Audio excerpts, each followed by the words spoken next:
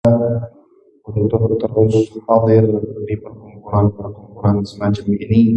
Allah mudahkan langkah kaki kita untuk melangkah ke masjid dan mendapatkan kabar gembira sebagaimana yang sudah disampaikan oleh baginda Nabi sallallahu alaihi wasallam, basyiril masydaqina fil dhulami ilal masajidi bin nurit tammi yaumal qiyamah. Berilah kabar gembira kepada orang-orang yang melangkahkan kakinya di kegelapan malam menuju ke masjid. Dengan apa kabar gembiranya? Dengan cahaya yang sempurna kelak di hari kiamat. Amin. Amin. Amin. Allahumma. وإلى التعلم والتعليم والإفادة والاستفادة والتذكر والتذكير والنفع والانتفاع والحث على تمسك بكتاب الله وسنة رسوله والدعوة إلى الهدى والدلالة على فعل ابتغاء مرضات الله وقربه وثوابه سبحانه وتعالى. Kembali kita kepada pembahasan kita, yaitu kitab Tajul Arus Imam Ibn Athaillah As-Sakandari. Masih di dalam pembahasan bagaimana kita mengakui dan juga bertaubat kepada Allah Subhanahu wa taala dari dosa yang pernah atau sudah kita lakukan. Qala al-musannifu rahimahullahu taala wa nafa'ana bihi wa bi'ulumihi wa bi'ulumi sa'ir ibadillah as-salihin. Wa idza waqa'a min al-'abdi dhanbun وقع ظلم فمثال المعصية كالنار والظلمة دخانها كمن أوقد في بيت 70 سنة ألا تراه يسود كذلك القلب يسود بالمعصية فلا يطهر إلا بالتوبة إلى الله فصار الذل والظلمة والحجاب مقارنة للمعصية فإذا تبت إلى الله زالت آثار الذنوب. كتب beliau Imam Ibn Athaillah As-Sakandari, wa idza waqa'a min al-'abdi dhanbun, tatkala seorang hamba melakukan sebuah dosa atau terkena sebuah dosa, waqa'a dzulmun, maka ia terkena sebuah kegelapan, waqa'a ma'ahu dzulman, terkena sebuah kegelapan. Famithalul ma'siyah, gambaran, permisalan maksiat itu kanar, laksana api, wadzulmatu dukhanuha, dan kegelapan karena sebab maksiat itu adalah asapnya. Di mana ada api, di situ ada asap. Ketika kita melihat api yang berkobar kemudian ada asap di atasnya, apinya itu maksiat dan asapnya itu adalah kegelapan yang terkena kepada si pelaku maksiat. Di sini beliau memberikan gambaran kepada kita. Kaman auqada fi baitin 70 sana. Ada orang di dalam sebuah ruangan menghidupkan api, mengobarkan api selama 70 tahun. Kalau kita nengok misalnya wong yang galak masak kopi, rumah untuk masak kopi, kan tidak berhenti-berhenti. Hari ini masak kopi, besok masak kopi. Bukan masak kopi di apa bahasanya tuh, penggilingan kopi, tempat penggilingan kopi. Pas lagi ngongseng kopi, kan dia pakai kayu bakar sehari. Besok makan lagi ngidup ke pakai kayu bakar, besok ngidup ke lagi. Kan asapnya banyak, apinya besar. Misalkan di tempat itu dari awalnya putih bersih, misalnya dari pertama kali menjadikan tempat tersebut tempat pembakaran, 70 tahun dia ngebakar di situ, kira-kira tetap warnanya putih bersih itu atau sudah menjadi gelap. Tapi setahuana setiap tempat ada pengongsengan itu pasti gelap, pasti hitam. Seperti rumah yang dibakar di dalam rumah tersebut atau ruangan yang dibakar di dalam ruangan tersebut selama 70 tahun. Ala tarahu yaswad? Bukankah ruangan tersebut pasti akan menjadi gelap gulita karena bekas pembakaran tadi? Kadzalikal qalb yaswaddu bil ma'siyah. Begitu juga hati, kata beliau, akan berubah menjadi hitam dengan sebab maksiat. Rumah 70 tahun dihidupi api menjadi gelap gulita. Itu juga hati 70 tahun. Bahkan tidak sampai 70 tahun, waktu yang singkat tapi terus-menerus dilakukan kemaksiatan, maka akar daripada maksiat tersebut adalah kegelapan di dalam hati si pelaku maksiat.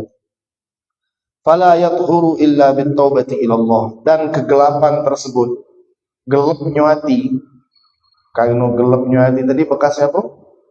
Bekas perilaku maksiat yang dilakukan oleh si hamba tadi tidak bakal pacak hilang kecuali dengan taubat kepada Allah Subhanahu wa taala.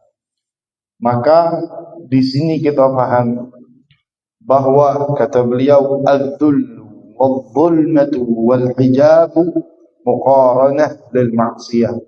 Kehinaan, gelapnya hati, hijab antara kita kepada Allah Subhanahu wa taala, itu mendampingi maksiat yang kita gawekan.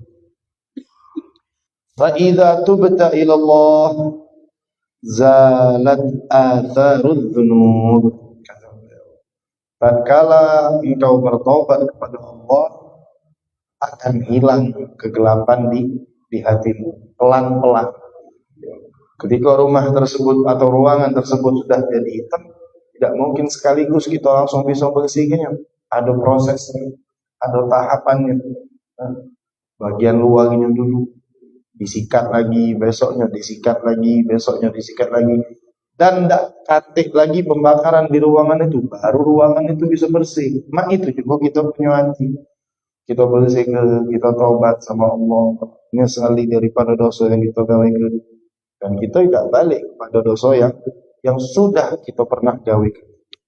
Di dalam sebuah hadis Nabi Muhammad sallallahu alaihi wasallam bersabda, "An Abi Hurairah radhiyallahu taala anhu, qala 'an Nabi sallallahu alaihi wasallam, innal 'abda," ini hadis sering kita dengar, "innal 'abda idza akhta'a khati'ah," seorang hamba tatkala ia melakukan sebuah kesalahan, seorang hamba tatkala ia melakukan sebuah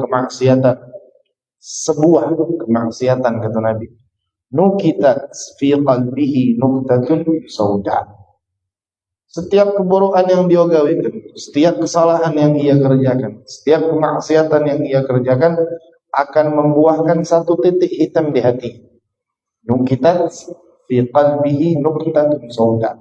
Ada sikok titik di hatinya, titik hitam, bekas daripada kemaksiatan yang dia gawekan.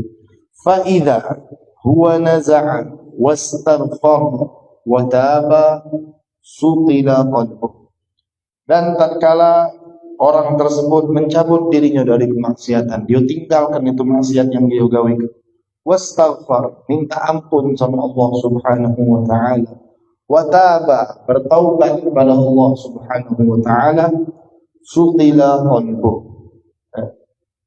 Sutila asal dari kalimat soqala di dalam bahasa Arab, yang artinya bisa kita artikan memoles, bisa kita artikan mendempul, bisa juga ketika dia dinisbatkan kepada sesuatu, soqala syai', menghilangkan apa? Kagat, amplas, ngamplas, bisa juga diamplas. Maka tatkala si hamba tadi melepas dirinya dari maksiat, minta ampun sama Allah, bertaubat kepada Allah, hatinya yang ada beberapa titik hitam tadi, yang kalau misalkan terus menerus satu titik, lama-lama kan gelap ini hati. Itu dihapus pelan-pelan, dipoles atau diamplas dia punya hati. Wa in ada, tapi kalau dia balik lagi maksiat yang sudah dia taubati, zida fiha hatta ta'lu qalbuh, bertambah kegelapan tersebut sampai mencakup seluruh hatinya, sampai hatinya lah gelap, sampai hatinya gelap. Wa huwa ran, dan itu adalah ran. Kalau dalam bahasa Arab ran adalah karat, sampai hatinya berkarat karena maksiat yang terus-menerus digawinya. Alladzi dzakarallahu taala, dan ran ini sudah disebutkan oleh Allah Subhanahu wa taala dalam Al-Qur'an. Kalla bal rana ala qulubihim ma kanu yaksibun, karat atas hati-hati mereka yang disebabkan oleh apa-apa yang telah mereka kerjakan. Saking seringnya dia melakukan kesalahan, saking seringnya dia melakukan kemaksiatan, satu titik hitam di hatinya. Hitung sekian tahun dari dia akil balik sampai umurnya 30 tahun, sampai umurnya 40 tahun, sampai umurnya 45 tahun.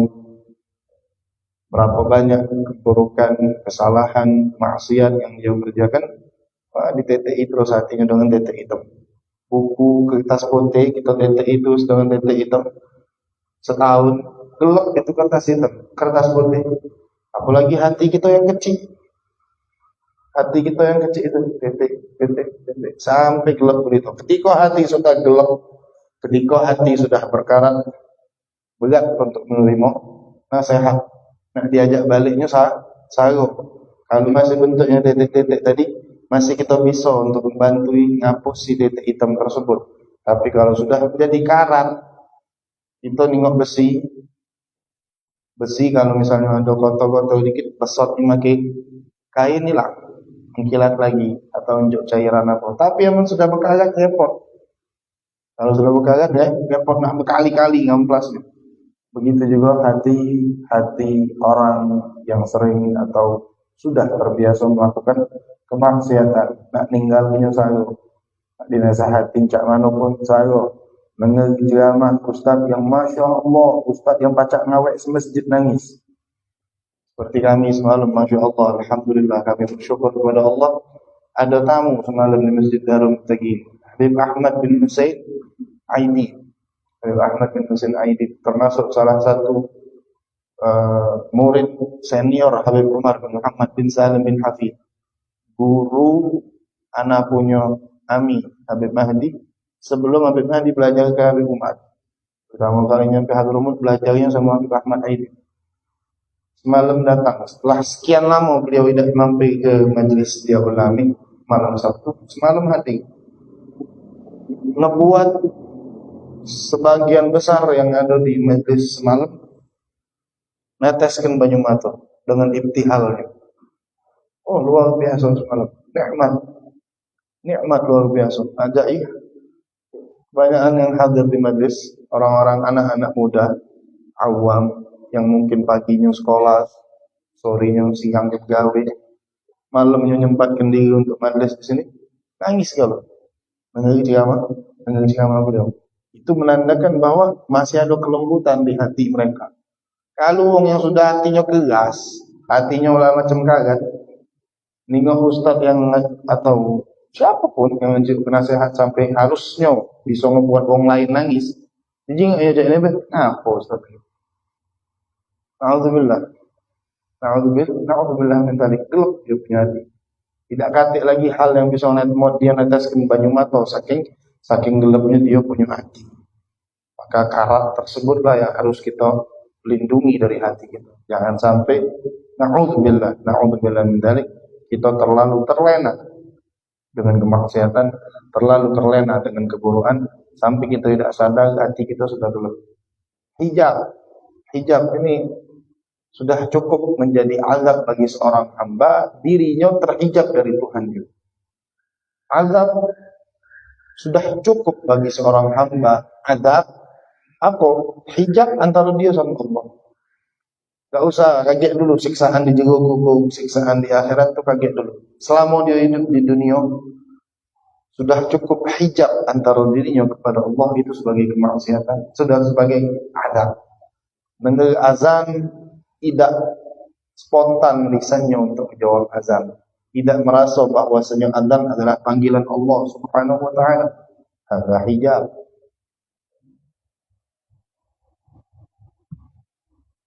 Salat berat, tegak. Melakukan salat, misalkan ada sebuah perjalanan, melakukan salat bukan karena salat itu adalah wajib, tapi melakukan salatnya biar kagak tidak repot. Tidak bagus juga alasan wajib itu. Karena salat adalah kewajiban kita. Jam salat, masuk di jam salat itulah kita melaksanakan salat. Ada batas waktunya dijual oleh Allah Subhanahu wa taala. Zuhur sampai jam sekian, asar sampai jam sekian. Cuman kebanyakan kadang, supaya ngasal itu biar kita repot di sana. Itu sering keluar dari lisan kita. Yang mana ketika hal tersebut terulang, jadinya kita mikir, oh sholat ini adalah sebuah beban kecil yang harus kita lakukan dulu sebelum kita beraktivitas. Jadinya kan salah. Atau di dalam sholatnya, di dalam ibadahnya, ibadah apapun itu, tidak kata khusyuk, tidak kata merasa bahwa ini ibadah aku laksanakan sebagaimana firman Allah, wa ma khalaqtul jinna wal insa illa liya'budu. Tidaklah aku ciptakan jin dan manusia kecuali untuk beribadah kepada Allah. Wal a'yadu billah min dzalik. Hijab. Kadang kita heran tengok wong-wong kami, terutama anak-anak muda, heran tengok wong-wong sebe-sebe, wong-wong tua-tua zaman dulu. Istiqamahnya luar biasa di dalam ibadah mereka kepada Allah Subhanahu wa taala.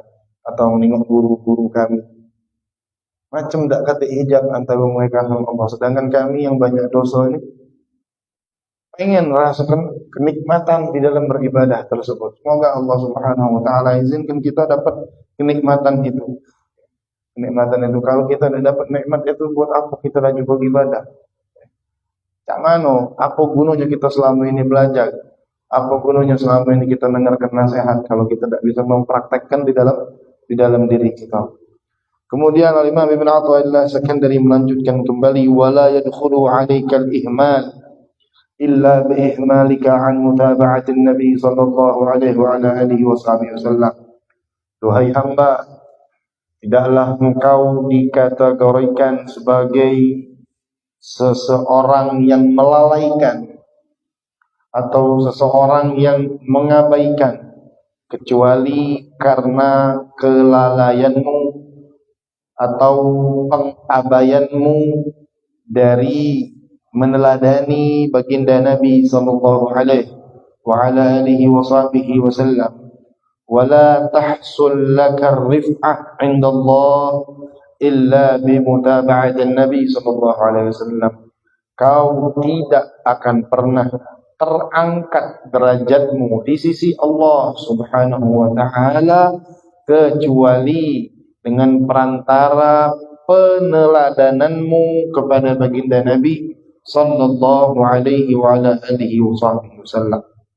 Di sini beliau ngajak kita kembali untuk berusaha di dalam perjalanan kehidupan kita setelah kita diajaknya bertaubat, setelah beliau menyinggung masalah kemaksiatan, beliau ngajak kita untuk kita meneladani baginda Nabi sallallahu alaihi wasallam dan mengkategorikan seseorang tatkala ia tidak meneladani Nabi, berarti dia adalah hamba Allah yang lalai, hamba Allah yang tak punya perhatian. Disinggung seperti itu sama beliau. Dan beliau menjelaskan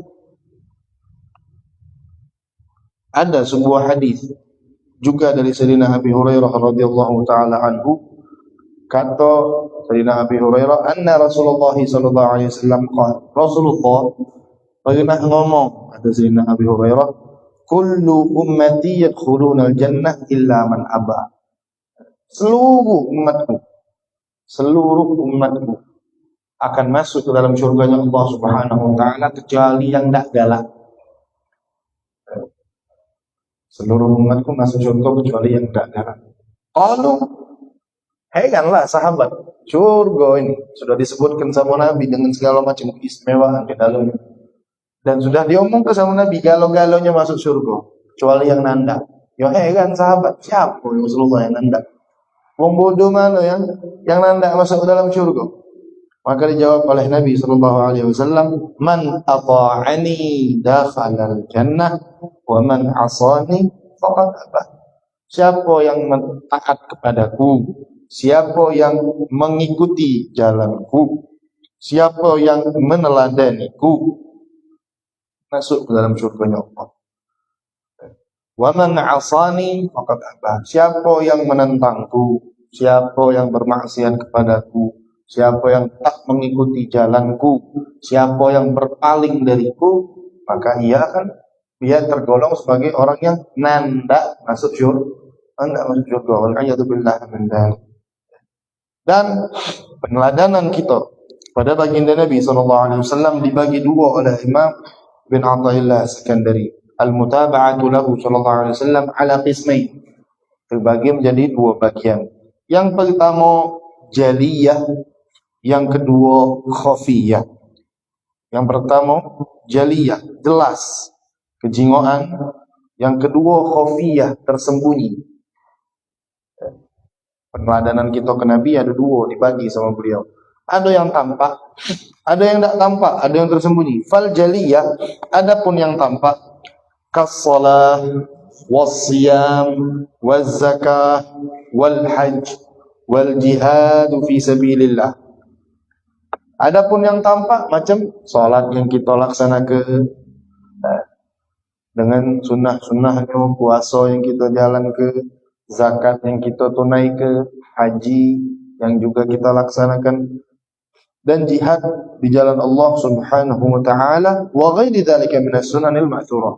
Dan selainnya daripada sunnah-sunnah Nabi yang sudah sampai kepada kita, yang sudah kita pelajari. Wal khafiyah, adapun yang tersembunyi, mana ini lebih penting adalah an ta'taqidal jam'a fi salatika wat tadabbura fi qira'atika.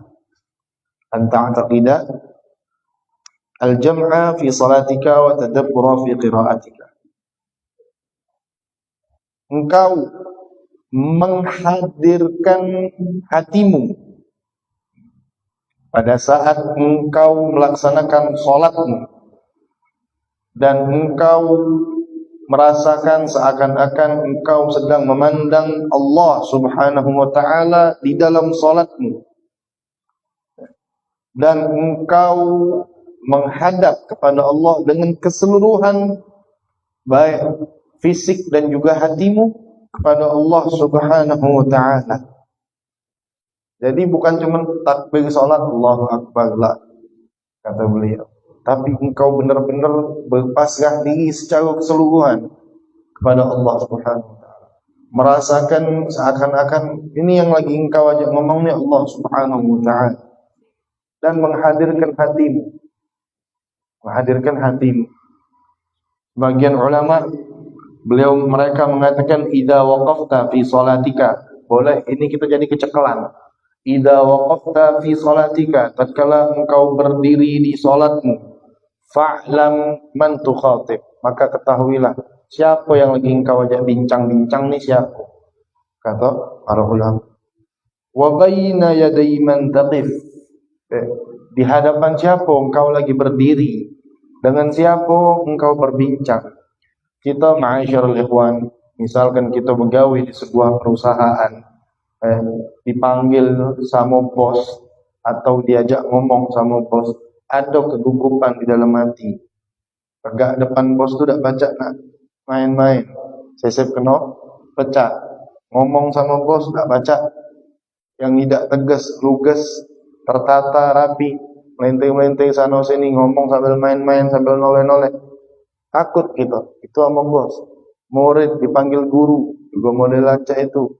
Yang begawe di pasar, anak gua di pasar dipanggil sama yang punya toko misalkan. Ada rasa takut tersebut, padahal sesama manusia. Padahal sesama manusia. Ini kita setiap hari, sehari 5 kali ngadep Allah Subhanahu wa taala. Penghadapan yang macam mana? Penghadapan yang seperti apa tatkala kita menghadap Allah Subhanahu wa taala? Terus kata beliau, wattadabbura fi qira'atika. Memahami makna-makna. Tadabbur itu adalah memahami makna Al-Qur'an. Wa ta'ammul fil ayat, dan memikirkan, mengangan-angan, mereka-reka daripada ayat yang Allah Subhanahu wa taala turunkan yang kita baca. Memikirkan ayat tersebut. Agol syai, paling sedikit, kata kami punya guru, kalau memang sayo nian untuk memahami Al-Qur'an, suratul Fatihah. Benar-benar fahami itu surah Fatihah. Dari Alhamdulillahirabbil alamin sampai waladdallin. Bukan cuma faham artinya, Alhamdulillahirabbil alamin, segala puji bagi Allah Tuhan semesta alam, Ar-Rahmanir Rahim, Maha Pengasih lagi Maha Penyayang, Malik Yaumiddin, Raja di hari akhir. Iyyaka na'budu wa iyyaka nasta'in, hanya kepadamu kami berserah diri, hanya kepadamu kami minta pertolongan. Tidak. Tapi benar-benar kita pahami kalimat tersebut. Iyyaka na'budu wa iyyaka nasta'in. Ya Allah, cuma sama Engkau kami menyembah. Cuma sama Engkau kami minta pertolongan. Ketika kita bisa menanamkan hal tersebut di dalam hati kita, tidak katik lagi yang namanya galau-galauan. Tidak katik lagi yang namanya takut daripada tidak dapat rezeki, tidak dapat apa, dari malah bahaya, karena kita sudah berserah diri. Iyyaka nasta'in. Cuma sama Engkau kami minta pertolongan. Mentadabburi di setiap sholat kita semacam itu. Mana kira-kira kita punya hati kalau kita menjalankan hal ini di dalam sholat kita khusyuk, masya Allah, dan juga mentadabburi daripada qiraah ayat yang kita baca. Maka kata beliau, faida fa'alta ta'ah, tatkala engkau melakukan sebuah ketaatan, kas-shalah wal qiraah, diunjuk contoh sama beliau sebagaimana salat dan juga membaca Al-Qur'an misal. Walam tajid fiha jam'an wala tadabburan, dan engkau tidak dapati di dalam hatimu jam'an wala tadabburan, yang tadi istihdarul qalb, menghadirkan hati, tawajjuh bi kulliyah, memasrahkan diri sepenuhnya pas kita lagi sholat kepada Allah Subhanahu wa taala, memahami daripada ayat-ayat yang kita baca. Kata beliau, fa'lam anna bika maradan batinan, ketahuilah bahwa di dalam dirimu ada penyakit batin,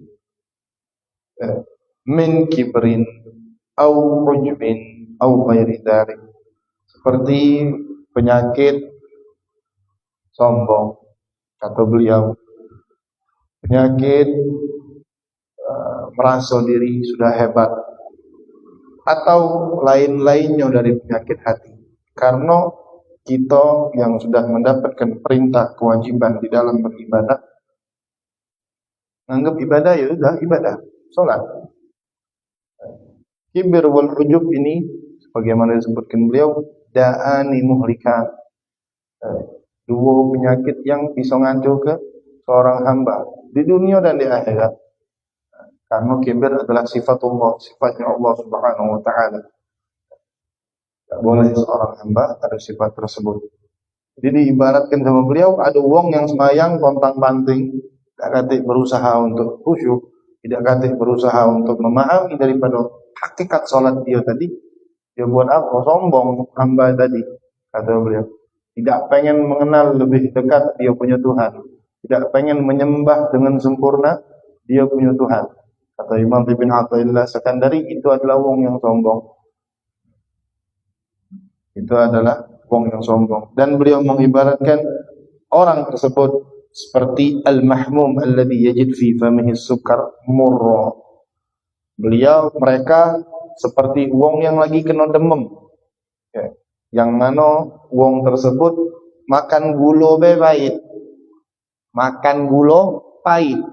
Maksudnya apa? Tidak dapat kenikmatan di dalam ibadah dia kepada Allah Subhanahu wa taala. Maka PR kita adalah mano cara kita membuat ibadah kita berkualitas, membuat ibadah kita benar-benar ibadah yang nikmat. Dengan sisa waktu umur kita yang masih ada, baik sholat kita, baik puasa kita, baik cara kita memahami ayat-ayat Al-Quran, kita benahi, kita perbagus lagi pelan-pelan, tidak baca segalanya instan. Memang yang namanya syaitan itu tidak bakal berhenti melihat hamba-hamba Allah yang berusaha terus-menerus untuk naik level. Makin naik level, makin besar juga syaitan yang mengganggu. Makin naik level, makin pintar cara syaitan membuat kita lalai atau membuat kita untuk balik lagi melakukan maksiat. Maka insya Allah dengan keberkahan beliau Imam Ibn Athaillah Sakandari yang sudah sedikit demi sedikit menyadarkan kita, mudah-mudahan kita punya ibadah makin berkualitas, kita makin takut untuk melakukan kemaksiatan kepada Allah Subhanahu wa taala, kita makin semangat untuk terus-menerus membenahi diri kita dengan bertaubat kepada Allah Subhanahu wa taala, menjaga hati kita jangan sampai hati kita menjadi hati yang berkarat wal iyadu billah min dzalik, meneladani baginda Nabi sallallahu alaihi wasallam dan masuk surga sebagaimana kabar gembira yang disampaikan Nabi tadi, dan tidak tergolong dari orang yang tidak masuk surga. Na'udzubillah min dzalik. Bismillahirrahmanirrahim. Alhamdulillahirabbil alamin. Allahumma salli wa sallim ala sayyidina Muhammad wa ala ali sayyidina Muhammad.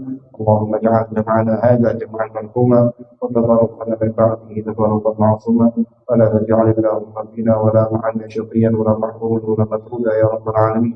ربنا تقبل منا انك انت السميع العليم وتب علينا انك انت التواب الرحيم. سبحانك اللهم وبحمدك اشهد ان لا اله الا انت استغفرك واتوب اليك. صلى الله على سيدنا محمد وعلى اله وصحبه وسلم. الحمد لله رب العالمين.